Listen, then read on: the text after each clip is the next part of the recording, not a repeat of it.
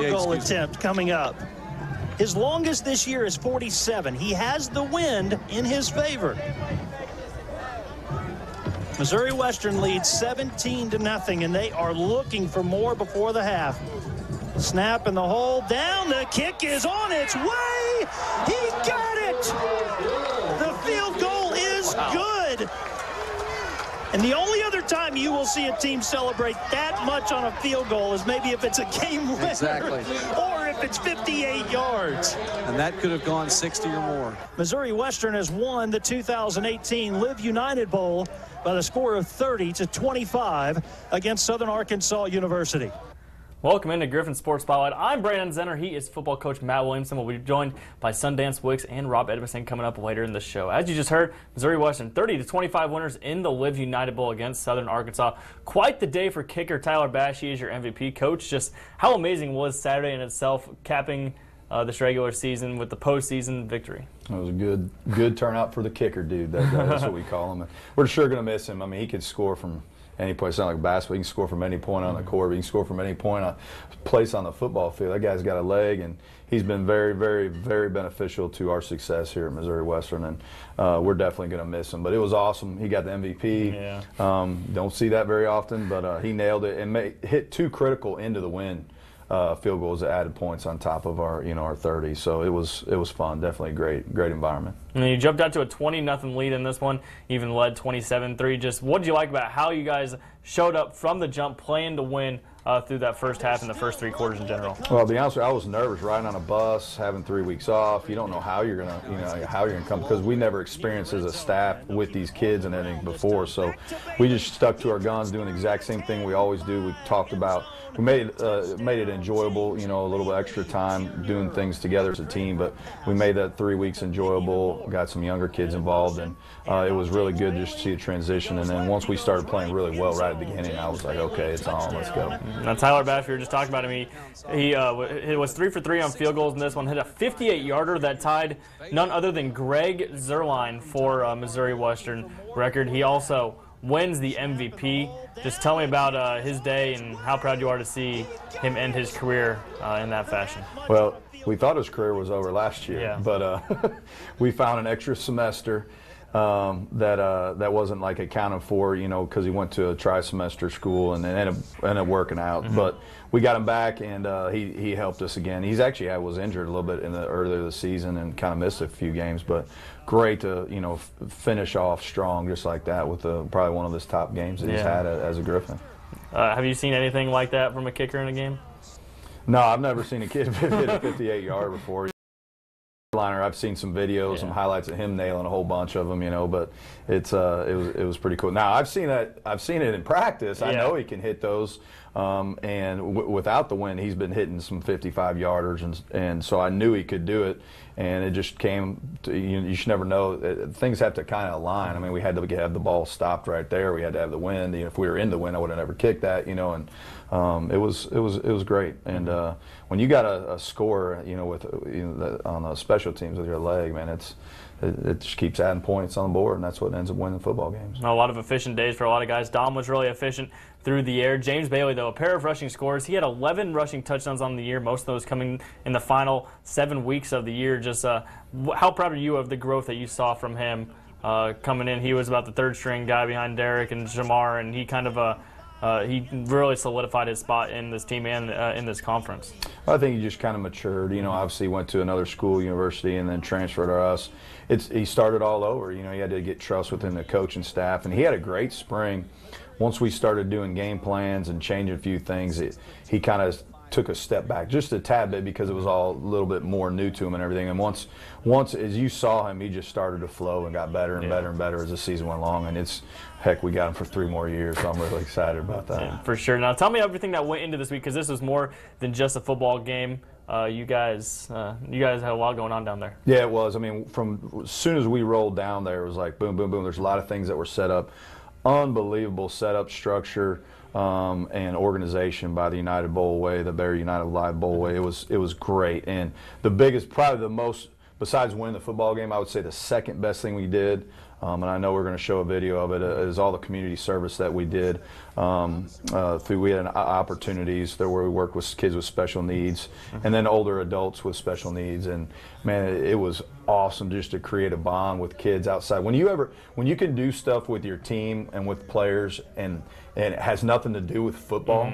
It's special, and that's where a lot of connections happen. So our connection as a team and our growth as a team grew tremendously just from this weekend, being able to do that and be able to help. And it's all about giving. You know, who doesn't like giving? You know what I mean? Once you do it, and it just feeds on top of it, and it was a great experience and growth for our kids. Yeah, you said you guys spent a day down there giving back to the community and the team. Well, they said that they learned a lot about itself. I love this whole experience, coming out of the bowl game early and getting out into the community and stuff like this. The human heart, just being out there, giving someone else grace and peace for the day. Today for community service, it actually split our team up. My group went to the Runnin' WJ Ranch, which is a therapeutic horse riding facility for people with special needs. We do it for those who can't. That's my big thing in my life.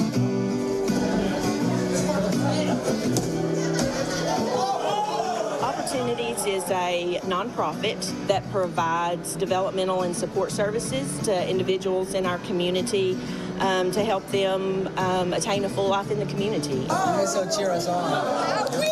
And we've participated in the Live United Bowl activities the last few years, and this is an annual event on our calendar. I'm going into special ed, so the stuff that we're doing with the individual with disability, like, that's big time. Like, we don't know how much this makes their day.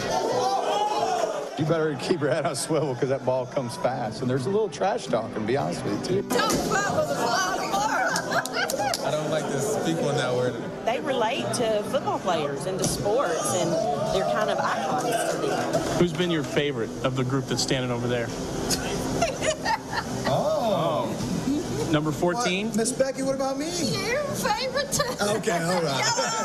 Y'all are all my favorite. This bowl game opportunity, one of my coaches, Coach Walker, he told me it's going to be a different experience, something you've never done with your team before. And kind of to hear it, I didn't know what he was talking about.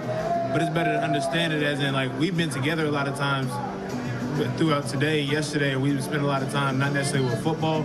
We're doing stuff like this, community service, stuff like we never done that as a team together. And it's different. Like, it's different to get to know your boys and spend time with them in a different environment. We just learned that Tyler Bash was also the community service MVP. I think he was. Just watching how you guys embrace an opportunity like that in a community that they know nothing about. Just how proud are you as a coach? Well, it's good because we do a lot in St. Josephville too, and we're going to reach out and continue to do more and more and more, and just getting those kids experience to do that, because some of them never done anything like that, and it just kind of feeds on you a little bit. I remember when I first went to Children's Mercy and helped out there, I was like, man, I got to do this. I just felt like compelled to do it. So being able to do that, St. Joseph will continue to do more and more. It just the bond I think that it brings between a community and a program, and then also with your teammates, that it's more real. You know, you're in the game of football, and it's all about football. And now it's a person, me and you. You know, there's a little bit of different bond there, and that's where things get tight. You trust one another, and the more trust that you have, the more belief you have one another, the better football team you have as well too. So we're looking forward to getting back out and doing some more stuff in the community at St. Joe. Now, looking back at the season, I know it's only been a few days, but 7-5 postseason win. Big wins against good teams on the road. Just what are your initial thoughts of this season and what it did for this program? I think we took a step forward, you know, and that's what you want to look for every single year. And every single year, are we stepping forward? Are we stepping up to the plate? Are we taking it to the next level? Are we pushing? Are we working? Are we bettering ourselves and bettering this program? And I would say 100% yes. Obviously, you want to look at numbers. That's the number one thing everybody clearly. I look at everything, the internal part of it, the growth with chemistry, the growth with academics. Kids graduating, our GPA is going up probably around a 3.1 this semester. I'm fired up about all the things that are happening here. So we're seeing that, but you guys got to keep pushing, because if you don't push anymore, you're going to get stagnant, everything gets stale, and then you just stay right where you're at. We're going to keep on going to the top till we get there. Now, what's the schedule like going forward for you? Signing day coming up in February. I know you guys are going to be itching to get on the road, and the guys are going to be wanting to get back, start doing all their individual work. Just how does everything transpire between now and spring ball and the recruiting? Well, we got to go straight into recruiting, locked into that. The kids are off. It's called dead week in the NCAA, so no one can do anything at all because it's the week before finals. And then they have finals week, which we don't do anything. We'll have a couple meetings just to clear stuff up before they go. I've got to make sure that their minds are right when they leave, so they're working out and training and grinding over the Christmas break. So when we come back and start hitting it in January, we're not taking a step back. We need to take a step forward this Christmas so we can take a couple steps forward in the spring and continue the growth of this program. But it's a continue. We're moving to phase 2 now. We haven't put that in yet. Our coaching staff, we've got a whole nother plan of different things we're going to do, adaptive things that we're going to insert into our program to challenge our kids to make them become better players, teammates, everything. So we're hitting phase 2 because we feel like phase 1 has been completed, and we're going to take it up to the next level now and turn the heat up a little bit. Do you get to take the wife on a vacation anytime soon? I would love to. We've talked about it, but it's probably going to be after the signing date. Christmas is booked right now with all of our other stuff, but no, she's been a huge trooper for having a coach's wife. As much support as she has and things that she's done, it's been great. We just got to keep on going, and we got to keep on trucking as a program, and only great things will happen. And she's my biggest support, so thank you very much.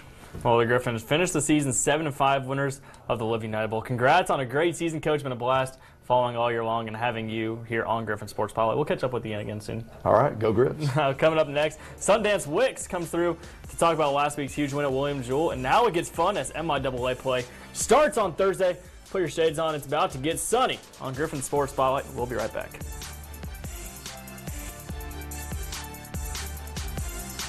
The first time I saw them was in a dream. And I was afraid of what they are and what they want and what I might become. I wish I knew then what I know now. That they should be afraid of me. The Passage, coming this January to Fox. They made history on the Got Talent stage. You are everything the show is all about.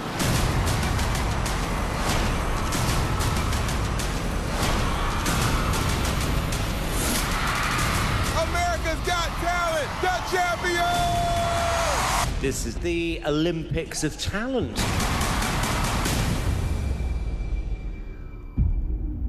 Facebook, Instagram, YouTube. Your customers are already online. You should be too. Let the experts at News Press Media Group develop your digital advertising strategy. Be first in Google searches, appear in social media feeds, generate brand recognition, keep your customers engaged with videos, contests, and email blasts. Even target potential customers who are already searching for you. All with detailed analytics to help us determine the perfect advertising strategy for you. Put the World Wide Web to work. Contact the digital experts at News Press Media Group today. Cables, routers, modems. Say goodbye to that clutter. Introducing Altice One from Suddenlink, the ultimate all-in-one connected entertainment experience. Get over 200 channels with streaming apps, a voice-activated remote, powerful whole-home Wi-Fi, and lightning-fast internet in every room on every device. Plus a $100 American Express gift card. Call 855-875-6345 or visit AlticeOne.com and get Altice One from Suddenlink for just $69.99 a month for 1 year. Act now and we'll give you a $20 monthly credit for 2 years. All it takes is one. Altice One. Tell me how you decided to get 4 fouls before the 18-minute mark in the second half, and when you come back and you decide to hit 4 straight threes. Tell me about that, bro. Man, big-time players make big-time plays, man. You wanted to be a big player for only 10 minutes instead of 40 this time. We need you for 40 next time. I guess Sundance Wicks doesn't know what to do with his hands. Carl ran real well. Carl ran real well. You can put down if you want to. Get comfy. Now, the Western men pick up a big road win to move to 5-4 on the young season ahead of MIAA play this week. Sundance Wicks now joins me after going on hiatus for a few weeks. Coach, what's up with that? Hiatus, man. Sometimes you just got to put your head in the ground and get back get back in the trenches, you know. We're out here taking grenades right now. Now, you guys are 5-4, still learning, but finding ways to win. 5 road games in 10 days, 3-4 after the Hilliard tip-off classic. So is it nice to get a week's rest and be able to get back to yourself? Yeah, it's good to get back to the basics. I mean, that's what we're working on right now, is get back to the fundamentals, getting back to what we do. And, you know, you've always got to – part of having great scheduling is, if I do a better job in the future, spacing games out so we can have some time to improve on some of the things that we need to improve on in games. It's hard to learn stuff in games. And so for us right now, we've had 7 consecutive days of practice, which will be nice before our first conference game, and getting back to what we do and fixing the things we need to fix. Now let's go back to last week at William Jewell. Bo Baker was kind of giving Levon Hightower a hard time there. 4 fouls and only 8 minutes of floor time for him.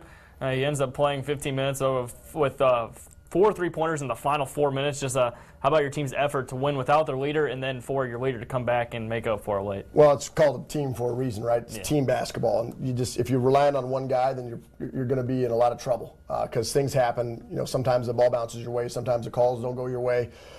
He picked up 4 quick ones, and we had guys step up. And you got to learn to play without your best player. It's nice to have him on the floor because that's what he's here for. But at the end of the day, adversity hits, and you got to be able to right that ship. And that's what the guys stepped up. 2 freshmen stepped up, played really well. Bo Baker played 30 minutes, gave us great minutes. Had a great floor game. Was very connected. He didn't have any zeros in the stat line, so that's nice to see. And then, kind of just alluded to it. Brian Hudson, he played all 40 minutes. Jonathan Mesmach gave you really quality minutes. He's really coming on. And then Bo Baker, he's just seeing his role increase. You talked about it in post-game after that you really like what he's bringing to this team. Those guys and their attitude, just what does that do for this team? Well, I think the biggest thing with B. Hud is that he guards. And so when you have your best defender out there, you want to play that guy as many minutes as possible. And I think young kids could take a lesson from that. You have a better chance of playing the entire game if you're a better defender than if you are just an okay scorer. And he could score the ball, but the one thing he does is he takes the other team's best player out of it. And that's what he did a good job on guarding Jewell's guy, Hayes, the entire game, the full 40, which was nice.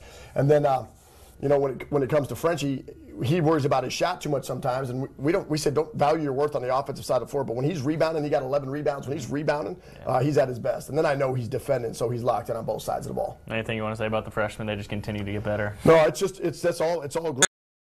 They try to hit these benchmarks, and the one thing we tell them is you got to keep preparing mentally, because at some point, if you're not preparing yourself mentally, then you're going to hit the freshman wall. And most freshmen hit that at some point in their freshman years. They hit a place where it's like, man, I've never done this. This is a lot of games consecutively against great opponents every single night, and so they just got to keep growing and keep being humble. This week, MIAA play begins with Lindenwood. All they've done is they're gone to 6-4 with 4 losses to ranked teams. That's on Thursday, and then Saturday against Lincoln. But this is crazy. Every single team in the MIAA over 500 in non-conference play. That's pretty impressive. It's a good league. I mean, people laugh. I don't laugh. That's a good league. It's the same as the Northern Sun. This region is just a monster, man. There's no teams that are out here playing with losing records. So you got to strap it up every night and be ready to go. How about these 2 teams? You don't know anything about Lincoln yet, I'm sure. Quote unquote. Let's talk about Lindenwood on Thursday. Well, we focus on we got to have a great practice today, and then obviously tomorrow and the next day. But come Thursday, Lindenwood's going to be a team that really does a great job of controlling possession and pace. They want it to be a low possession game, 60s to low 70s scoring. They do a great job of working that in their motion to deep shot clock possession. So we got to have a little bit of defensive integrity and be able to guard for 30 seconds on the shot clock and work it all the way down and not give up easy buckets, because they continue to run their motion late into the shot clock. And Lincoln is going to, they're going to press. They're going to really get out and trap you. They're going to jump switch you. They're going to make life miserable for you for 40 minutes. And so you got to do a really good job of taking care of the basketball. This weekend is going to be about a possession-based weekend. The basketball, defend and rebound, and then execute offensively. If you can do a couple of those things, and I'm really focusing on defending and rebounding and taking care of the basketball, I think the other stuff will take care of itself. And then how much have you guys improved just in this last week of practice that you guys have been able to have? Well, it's just anytime you get a chance to spend time on something, really detailed spending time, because you could teach a lot of things, but what are you emphasizing? And what we're emphasizing right now is our core offensive philosophy, and we put a lot layers on top of layers. And then we're emphasizing defense and rebounding. But you got to get into practice, and you got to show them through reps how this stuff works. And so for us, it's like I always talk about, it's a growth mindset. We got to continue to grow, got to continue to get better, not play slave to the scoreboard, not worry about the outcome, but just get better every single day. It doesn't matter, get better. DMGB. You said you wanted to give someone a shout out before we wrap up real quick. Shout out to Courtney K. Steinhauser. It's the love of my life, girl. And girl, yeah. Before I get in any trouble, I'm going to go ahead and wrap it up. Sundance, thank you so much. Thursday and Saturday, the Griffons in action at the Fieldhouse. First home games for the men. Still ahead, Rob Edmondson We're going to keep it rolling, hopefully not get in any more trouble here. No, Rob, got to give a shout out to his wife, too. We'll be back talking some women's basketball coming up next on Griffon Sports Spotlight here on Fox 26 KNPN.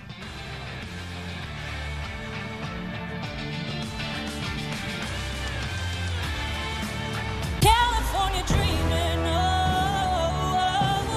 I'm such a winner. I feel like I know that voice. 12 celebrities go undercover. Grammy winners, Emmy winners, and Hall of Fame players. In television's biggest guessing game ever. Bella Hadid. P. Diddy. Paula Abdul. This show is messing with my mind. The Masked Singer premieres Wednesday, January 2nd. I have a feeling I know who you are. On Fox.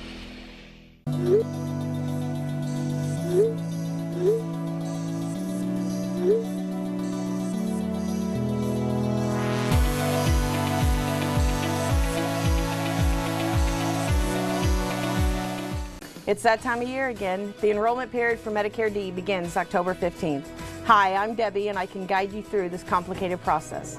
I'll help you choose the best plan for you regardless if you're a Rogers customer or not. Unlike some insurance agents, we don't receive any type of commission to try to sway you to a particular plan. We want you to be happy with your plan and understand it from day one. Call me and set up an appointment. I'm here to take the confusion out of Medicare D.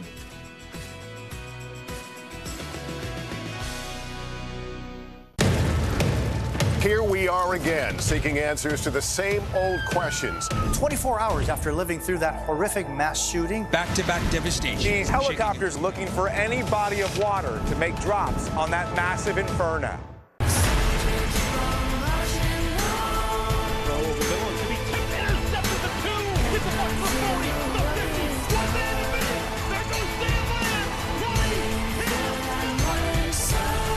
Intensity and the energy and the spirit of this Griffon football team, and it's going to continue to grow and become more and more powerful.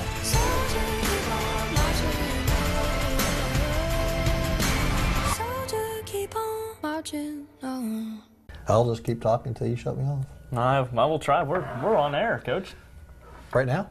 Right now. We're on air right now. Yeah. Oh, hey. How are you doing? Good seeing you. Now, before we get late into the segment, is there anyone you want to give out a shout-out to? I do. You know, all these other coaches have been throwing out props to their significant others, but I've got the most veteran significant other because she's been in this 33 years. Mm-hmm.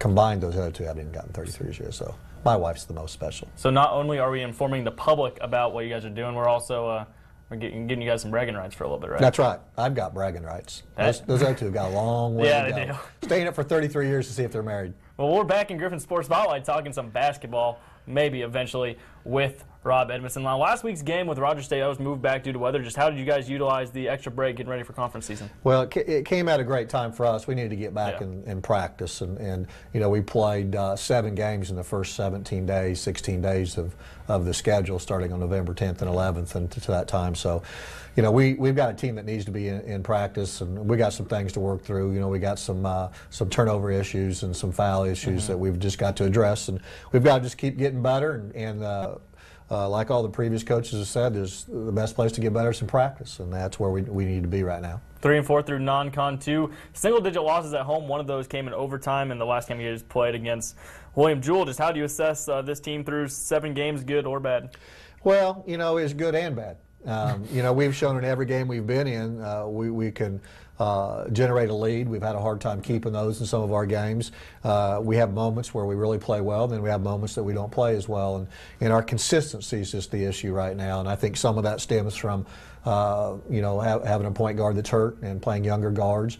We've got kids back playing this year, didn't play last year. And, you know, I knew preseason games, or non-conference games, would probably be a little bit of a challenge for us until we just develop that consistency with each other.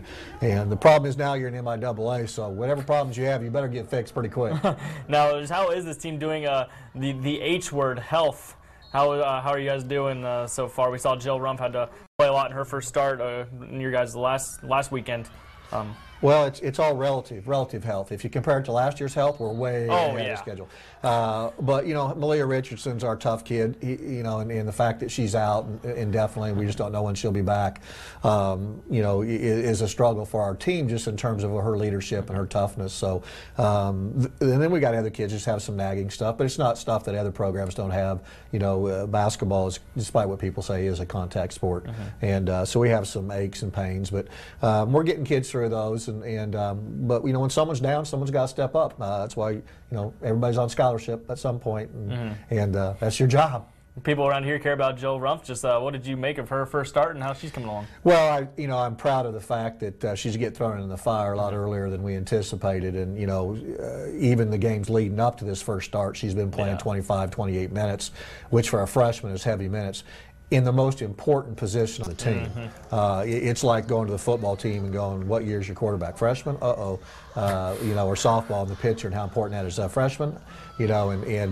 So she's growing into the position. There's no doubt in my mind. I'm confident about what she's going to do. She's a talented player. She loves basketball. She's unbelievably coachable.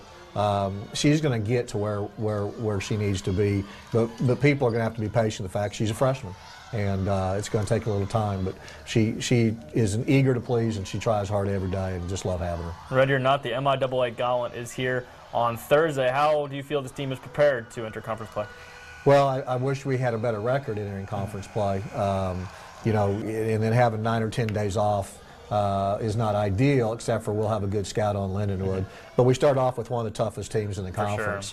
Most probably, if not one of the most talented teams in the conference. But fortunately, we're at home, and your season goes through different phases. You've gone through the non-conference phase pretty much now. Now it's conference play, and hey, everybody's pretty much 0-0 in conference play. So it's just a new part of the season, and hopefully the light switch will come on for us. Now you open up with, as you were just saying, Lindenwood this weekend, Lincoln on Saturday. They're combined for 11-1. Lincoln's stats are ridiculous right now. They haven't played to the level of competition as you guys, but Lindenwood, they're coming off of a deep run in the MIAA tourney. Yep. Just what do you make of these two games this weekend? Well, obviously all those kids that will play on Thursday not only come off a deep run in the MIAA tournament, they went to the NCAA tournament. Those kids are all experienced. They've played in the NCAA tournament first round game, and so they're obviously, in terms of experience and fire tested, they're probably farther along than we are.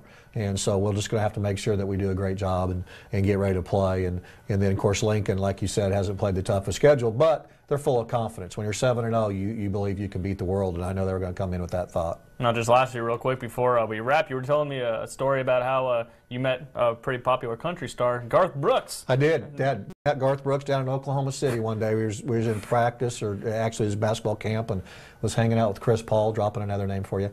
And in walked a guy and walked up, and it was Garth Brooks. I watched his concert last night, the live concert in Notre Dame. What do you know? It's crazy. So me and Garth are like that. We're going to be like this soon because basketball season is in full swing. MIAA play coming up. That'll do it for us on this week's edition of Griffon Sports Spotlight.